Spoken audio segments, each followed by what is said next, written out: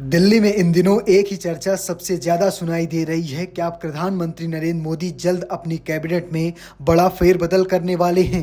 राजनीतिक गलियारों में कई तरह की अटकलें चल रही हैं। सबसे ज्यादा चर्चा इस बात की है कि आने वाले समय में केंद्र सरकार की नई टीम में गृह मंत्री अमित शाह की भूमिका और भी मजबूत हो सकती है। कुछ राजनीतिक विश्लेषक तो यहाँ तक कह रहे हैं कि भविष्य की कैबिनेट में अमित शाह का प्रभाव पहले से भी ज्यादा दिखाई देगा। लेकिन इस समय दो नामों की चर्चा सबसे ज्यादा है। वो नाम है राजनाथ सिंह का और साथ में नितिन गडकरी का। कहा जा रहा है कि आने वाले कैबिनेट में इन दोनों की छुट्टी हो सकती है। क्या है पूरा मामला, क्यों होगी छुट्टी, चलिए आपको इस वीडियो में विस्तार से दिखाते हैं।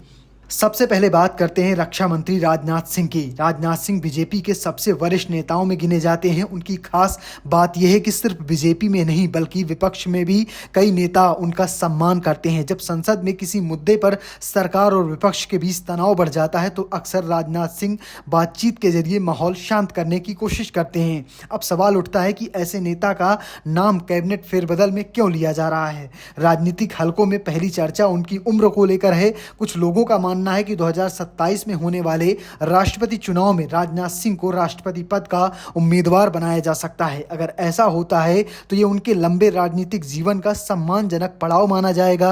इसके अलावा दूसरी चर्चा यह है कि राजनाथ सिंह को लेकर सामाजिक समीकरण से जुड़ी हुई बताई जा रही है। कहा जा रहा है कि बीजेपी अलग अलग समाजों को प्रतिनिधित्व देने की राजनीति पर काम कर रही है। 2017 में पार्टी ने दलित समाज से रामनाथ कोविंद को राष्ट्रपति बनाया। 2022 में आदिवासी समाज से द्रौपदी मुर्मू को राष्ट्रपति बनी। प्रधानमंत्री नरेंद्र मोदी और गृह मंत्री अमित शाह दोनों ओबीसी समाज से आते हैं। ऐसे में कुछ राजनीतिक जानकार मानते हैं कि अगली बार राष्ट्रपति पद के लिए किसी सवर्ण नेता को मौका दिया जा सकता है। राजनाथ सिंह इस भूमिका के लिए सबसे मजबूत दावेदार माने जा रहे हैं। तो इसके बाद सवाल उठता है क्या अमित शाह को बनाया जाएगा नंबर 2। दूसरी चर्चा है कि अमित शाह को क्यों बनाया जाएगा नंबर 2। एक और चर्चा बीजेपी के अंदर ताकत के संतुलन को लेकर है। साल 2014 में जब भी प्रधानमंत्री मोदी किसी बड़े सरकारी या पार्टी बैठक में दिखाई देते तो उनके ठीक बगल में राजनाथ सिंह बैठे नजर आते। कई लोग इस बात को लेकर संकेत मानते हैं कि राजनाथ सिंह पार्टी के सबसे वरिष्ठ नेताओं में शामिल हैं। कुछ राजनीतिक जानकारों का मानना है कि अगर भविष्य में राजनाथ सिंह कैबिनेट से बाहर होते हैं तो अमित शाह को पार्टी में औपचारिक रूप से नंबर 2 नेता के रूप में स्थापित करना आसान हो सकता है। हालांकि ये केवल राजनीतिक जानकारों की बातें हैं, इसकी अभी आधिकारिक पुष्टि नहीं हुई है। लेकिन इसमें योगी आदित्यनाथ का नाम भी चर्चाओं में है। राजनीतिक चर्चाओं में उत्तर प्रदेश योगी आदित्य का नाम भी खूब लिया जा रहा है। कुछ जानकारों का मानना है कि अगर भविष्य में अमित शाह को प्रधानमंत्री पद का संभावित चेहरा माना जाता है तो पार्टी के भीतर कई बड़े नेताओं के बीच संतुलन बनाना भी जरूरी होगा।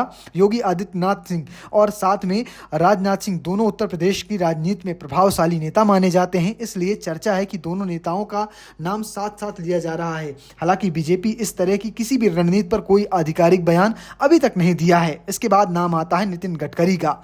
सड़क परिवहन मंत्री नितिन गडकरी का नाम भी राजनीतिक चर्चाओं में शामिल है। नितिन गडकरी को बीजेपी के और राष्ट्रीय स्वयंसेवक संघ दोनों में सम्मानित नेता माना जाता है। हालांकि कुछ राजनीतिक जानकारों का कहना है कि अगर भविष्य में पार्टी नई पीढ़ी के नेताओं को ज्यादा जिम्मेदारी देना चाहती है तो वरिष्ठ नेताओं की भूमिका में बदलाव देखने को मिल सकता है। फिलहाल इसे लेकर अभी भी कोई आधिकारिक संकेत सामने नहीं आया है।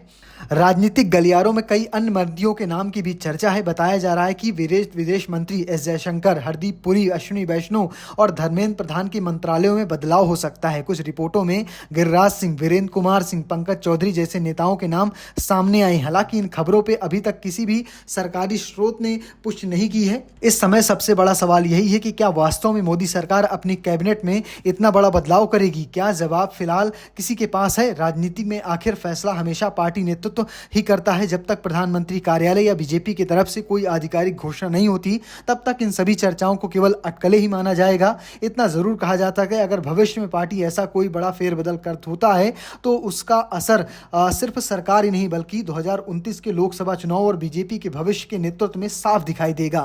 फिलहाल आपको क्या लगता है, क्या राजनाथ सिंह को बाहर करके, नितिन गडकरी को बाहर करके बीजेपी और मजबूत हो पाएगी या नहीं? कमेंट बॉक्स में लिखिएगा और पेज को फॉलो करना, चैनल को सब्सक्राइब करना बिल्कुल भूलिएगा। धन्यवाद।